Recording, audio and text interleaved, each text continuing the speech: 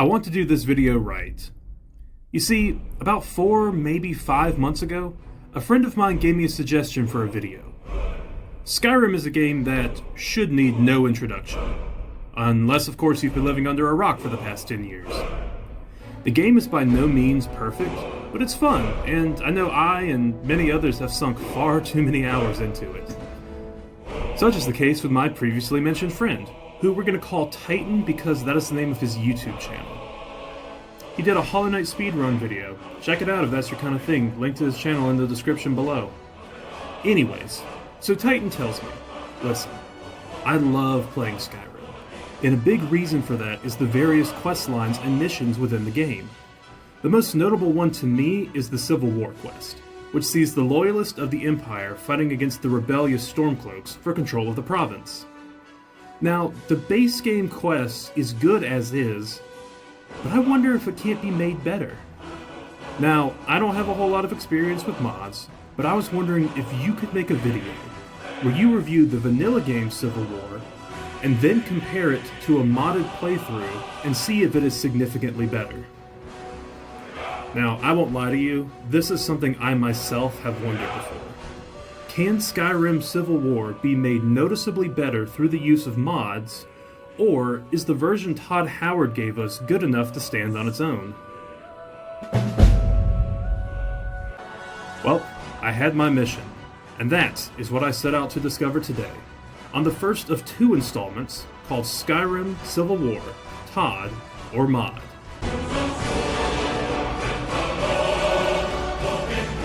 Now, to begin with, I just want to say a few things. First off, this is actually my second time having made this video. When I first tried to do it, I ended up losing all of my footage, which delayed me more than I already was. So because of that, I am only going to cover the base game in today's video and then go back for a follow-up video where I'll look at the game with mods. Yes, I am aware of my unreliable history when it comes to Skyrim sequel videos. Notification bell so you can find out when part 3 comes out. I'm hoping it'll be out in a week, but I know this one took a lot longer than I. But by doing this, I hope I can bait people into subscribing. Sorry, what I meant to say was I believe I can better cover each individual playthrough and provide a more detailed analysis without making an hour-long video. But I'm not joking about the subscribing thing, by the way. If you want to see the second video, you better stay alerted. Heck, why don't you leave a like and a comment while you're at it? I mean, why not? It's not going to affect your life in any way. You might as well.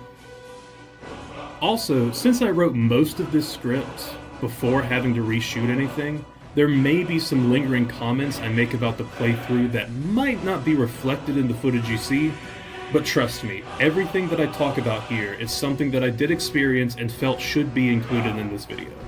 With that out of the way, let's get started.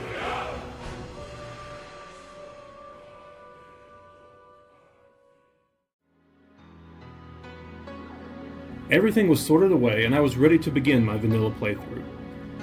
Just when I thought that I could get through a video without making an anime reference, I found this mod while doing research and, well, from there it was all over.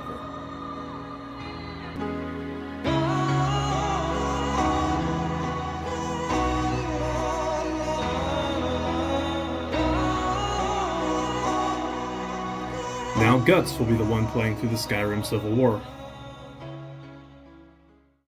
I played through the opening like normal, watched the famous moment play out. Hey, you. You're finally awake. Customized my character, and then was sent to the block myself before getting saved by the game's antagonist. Alduin, buddy, you would have won and not have to dealt with any crap if you had just waited about 10 more seconds. Trust me, the headsman was going to do your job for you. But forget about that, Alduin's not my problem. The geopolitical landscape of Skyrim is. I arrived at the moment where I had to follow either Hadvar or Ralof.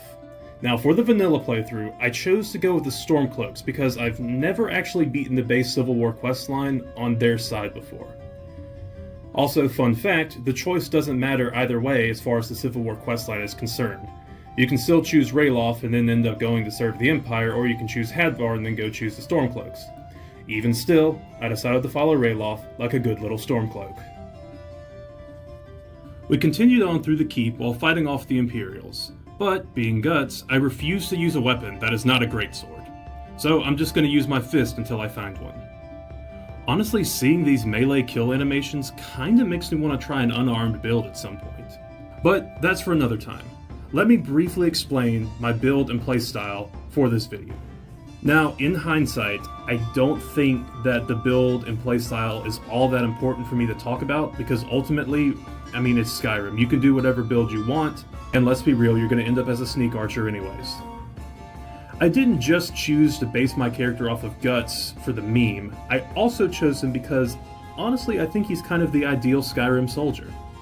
He's an absolute mountain of a man, just like any good Nord, and he uses a greatsword and a wrist-mounted crossbow on his prosthetic hand. Ain't anime great? His armor is also a mix of metal plates and leather, and he takes care of his weapons. I built his stats around this idea because I think they would help me the most on a battlefield and in a Skyrim Civil War playthrough. So I'll be investing my points into two-handed, blocking, archery, smithing, and heavy armor. Now originally I chose to mix light and heavy armor for the build so that I could get both the protection of heavy armor with the sneaking benefits of light armor, also because I thought the aesthetic played into Guts. This was a terrible decision in every conceivable way. Not only did my character not look like Guts originally, but mixing the armor styles did nothing for me, and I realized it would be smarter to spec it all into one category and not mix and match. Now with that being said, I chose heavy armor not just because my fantasy characters will always be a plate-armored, sword and shield, muscular Caucasian knight, but, again, Guts. Despite that, I did notice that all the armor you get from this questline is light armor, at least if you go the route of the Stormcloaks. So, choose whichever you'd prefer. Anyways, I escape with Raylof's help, and he gives me the quest to join up with the rebellion. We now have our goal. Although, I do have to come clean, I said this was a mod-free playthrough. That is not exactly true. You see, most people aren't going to go straight through the Civil War questline right away, so they'll be higher than a level 1 character, which is where I am. Now you see, I could play until I naturally reach level 10, but you see, I have something most Skyrim players don't. A life. Look, I've already played through this questline twice, and will have to do so again in the next video. I really don't want to do any more than I have to, since I also have to contend with my work, finishing school, and, making other videos for this channel. So, I cheated. And what better way to cheat than with the Cheat Room mod? Now, I've talked about this mod in a past video, but to give you the rundown, it's exactly how it sounds. A room full of everything, including weapons and also cheats that can boost my stats. Now don't worry, I want to use this room as little as possible and as fairly as possible. So I set my stats to what they would roughly be if my character was at level 10. I upgraded the health of my character to 160 HP and 140 stamina. Now that's enough to split 60-40 between health and stamina over 10 levels. I also upgraded my skills to where I have a 35 in two-handed, 25 in block, 30 in heavy armor, 30 in smithing, and 25 in archery. I also gave myself 10 perk points and 2 weapons, the Nord Hero Greatsword and a crossbow. Yes, they are strong weapons, but the earliest that you can possibly get the crossbow is level 10, so I'm good on that front. The Greatsword, I might have fudged a little bit, but honestly I think I could have given myself higher stats, plus I'm sticking with weaker armor, so I think it all evens out. But enough about all that boring technical stuff. This is where I truly begin my quest. I head to Whiterun and plan on taking a carriage to Windhelm. I arrived at the Hold's capital and was greeted by... Wait. You eat our food, you pollute our city with your stink, and you refuse to help the Stormcloaks. Hey, maybe the reason these Greyskins don't help in the war is because they're Imperial spies. Maybe we'll pay you a visit tonight, little spy.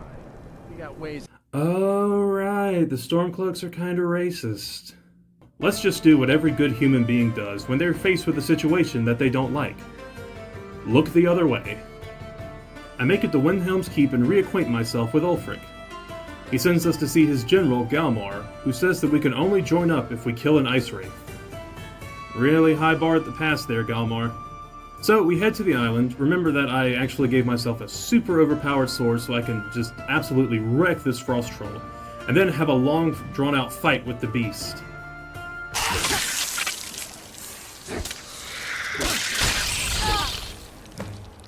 Yeah, I honestly think the frost troll I met along the way was a more impressive kill. But anyways, we return and are rewarded with military membership and a uniform. Now, our first mission is to get the Jagged Crown, basically the Norse equivalent to the Darksaber. We fart our way through the Imperial station outside, enter the crypt, and delve into the ruins. At the bottom, we find the crown on the corpse of a Draugr. Thankfully, battling undead is no problem for Guts. It's also no problem for any Skyrim player past level 3, so we win the fight and take the crown. Fun fact, you may not have known this, but this is actually the only point in the base game where you can actually switch allegiances in the war. If you wanted to, you could actually take the crown to the enemy and give it to them, and now, boom, I'm suddenly an Imperial. To my knowledge, this is the only way to actually switch sides in the base game. But we're not going to do that, we're loyal to Ulfric. So we give him the crown, the symbol of Skyrim, the right to royalty, and he doesn't even wear it. I mean, come on, dude. I'd at least put it on when I'm visiting. A lot of love went into picking it out.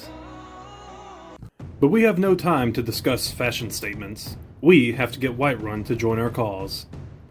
Ulfric instructs us to deliver his axe to Jarl Balgruuf. We arrive and I try to warn the Jarl about the declaration of war, but he has bigger fish to fry. Whatever it is, it will have to wait until after I finish dealing with this dragon situation. That's right. Balgruuf refuses to talk about the war until his dragon problem is dealt with. And since I went straight to Windhelm, I never bothered to beat the introductory quest where I learned I'm the Dragonborn. So, to make a long story short, I slay the dragon in the main Thane of Whiterun. Thanks, Balgruuf. This is an honor and all, but, oh boy, this is gonna be awkward. He refuses to join Ulfric, and so the Battle of Whiterun begins. I just want to say, this is by far my favorite part of the Civil War questline, the Hold battles. We storm the gates of Whiterun and head for the keep. After defeating Balgruuf and his guards, he surrenders and Vignar Greymane becomes the new Stormcloak Jarl. This large-scale battle is something very unique from the rest of the game. Also, my allied soldiers are more than capable fighters, but that also means that sometimes they have a tendency to steal my moment of glory right before I kill an Imperial soldier. But now, we have a foothold in the middle of Skyrim. We have a staging ground for the rest of the conflict. Our first target after Whiterun is Falkreath Hold. I fast travel to Helgen due to its proximity to the war camp, and I take a minute to reflect on how far we have come. I also killed a furry. Our mission is to infiltrate an Imperial fort and free some soldiers held prisoner there, after which we clear out the rest of the fort. So I set our allies free, fight the army, and... Wait. Glad you were here. Couldn't have done it without you. Hold on a minute. By clearing out this one fort, miles away from the capital, and in the middle of nowhere, we free the entire hold? This battle felt so inconsequential after the massive battle we just had at Whiterun, where we fought through an entire city. It feels hard to believe that this was a major fight. And sadly, this is somewhat of a theme throughout my playthrough. All of these holds, basically their own individual states, are captured by overthrowing a fort full of maybe 40 men. However, it does take a little bit more effort to capture future holds. For example, in Markarth, we actually have to blackmail the steward into telling us about a wagon full of weapons and silver. After catching up to the wagon, we Metal Gear Solid our way in and clear out a camp that's set up near the now crashed wagon. After that, it's another fort battle. At least this time, we did something before going straight into that final confrontation. Morthal does actually continue this trend of things getting a little bit better, as now we have to intercept an Imperial messenger and deliver fake plans rather than the real ones. The plans were specifically about garrisoning more men at a fort that needed reinforcements, so stopping the troops from coming makes for a more believable battle for the hold. Plus, said fort is actually right outside Morthal's capital, so props to them. For the first time since Whiterun, I feel like I landed a major victory. But now, it was time for the final battle. Before going to our final objective, Ulfric gives us some new Stormcloak armor. I like it.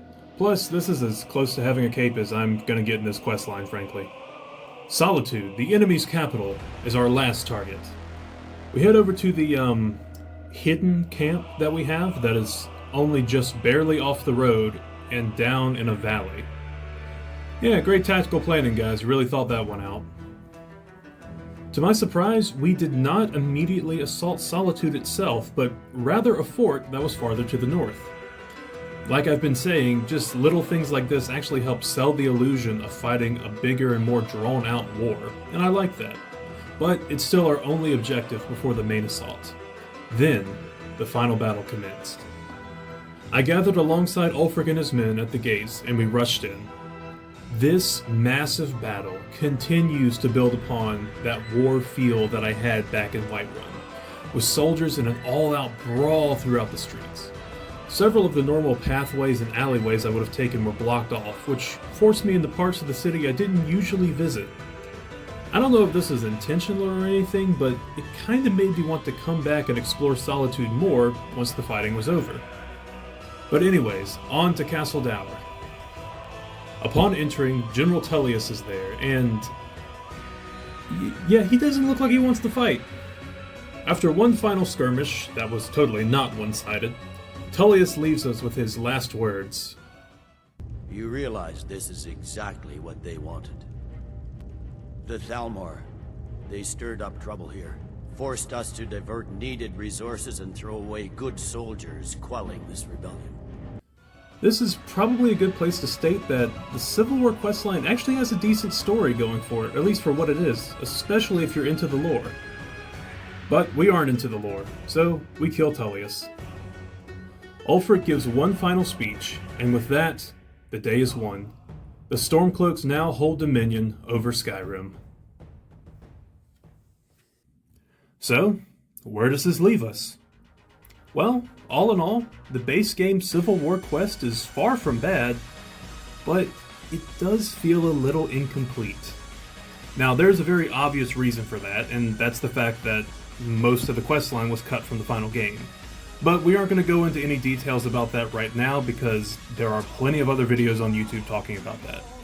This is about my thoughts on what is here and what I would change, what I like, what I don't like. Probably the single biggest problem I had through this whole playthrough was just a sense of scale. For being a war supposedly encompassing the whole province, it didn't seem to have that big of an impact on the world. I did have two random encounters happen to me. One where the Empire was transporting a prisoner, and another where some Legion troops were fighting Stormcloaks that were at a fort in Whiterun. That was actually really neat to see, if I'm being honest, but it made me want more. I would have loved to see more of these little skirmishes break out in the world, or maybe see patrols of troops moving about. Also, the battles themselves. While the two hold battles were spectacular, there were only two of them, and there were three other holds which could have used an epic fight. I mean, let's not even discuss the fact that Markarth is literally perfect for one of these large-scale hold battles. Also, whenever I did capture a hold, all it took was one, maybe two missions, and then fighting in a rundown fort. Sure, Skyrim isn't the most immersive game ever, but I mean, with the systems like random encounters in place, I just would have loved to see a little bit more. Squads of Imperials and Stormcloaks moving around, maybe bigger scale battles, or at least at forts that were nearby the hold cities, but at the same time, I know that the Civil War is not the main facet of this game, it's only a small quest. While we're here, let's also just talk about post-Civil War Skyrim. Now, this is a very personal thing, but the world doesn't feel like a massive war just ended. Sure, new Jarls sit on the thrones of holds you've captured, Stormcloaks have become the new default guards, and the towns that you fought in are now permanently ruined, but, you know, that's pretty neat. But one thing I kind of wish was that, you know, it felt like we really captured the city and had taken control of it. I kind of wish that we saw a bunch of Stormcloak banners all over the place, especially in Solitude. Now, it's a very personal thing, but I thought it would have been cool and would have made sense if just banners with the bear logo on them were just hung over the old flags. Really makes you feel like you conquered a people and want them to know it. Now, I do gotta give Skyrim some credit. I used to think there wasn't much in addition to post-war changes, but it seems I was wrong. See, I distinctly remember two things. The first thing is the enemy's camps around the world. Now, Ulfric will actually tell you that there are holdout factions of Imperial Legionnaires all around the world, and if you find their camps, you can take them out. Now, maybe this was just on my other playthroughs, I had never finished the war, but I felt like when I had attacked them before, I had incurred a hold bounty, and it actually held it against me. Also, their commanders were flagged as essential, so I couldn't actually kill them. But I was wrong. I went up to a camp after I finished the war, and sure enough, I was able to wipe it out. I also, for some reason, thought that Thalmor agent in Markarth would stay there even if the Stormcloaks won, but I don't know, I must be misremembering, because I actually found his coffin in the Hall of the Dead. I guess these are some changes, but I don't know, I still wish they were more noticeable, that there was something bigger. Also, clearing out enemy camps doesn't actually get you anything special. It's not a mission or anything, it's just an optional side thing you could do if you felt like it. At the end of the day, the questline was fun, but it just felt a little lacking and inconsequential. Especially considering that the Civil War is the very first aspect of Skyrim that you are introduced to. I mean, seriously, every time you start this game, you are in the middle of that conflict. I just wanted more, and I felt like the game could have delivered more. But next time, we will revisit this questline and its problems as we utilize the best thing that has come from Skyrim Special Edition. The mods. Hey, just wanted to thank you guys for watching this video one more time. Also, special shout out to MKTitan for again giving me the idea for this video. Sorry it took so long to make, but hey, it's finally out. Also, if you guys have any ideas for videos you want me to make, leave a comment down below. I'll try to do them if I can. And hey, while you're here, why don't you check out the rest of the channel? We got plenty of other videos, Skyrim and otherwise, a lot of good playlists, so you know, check them out. Supposedly this video is the best pick for you. But anyways, I will see you guys in the next one. Bye bye.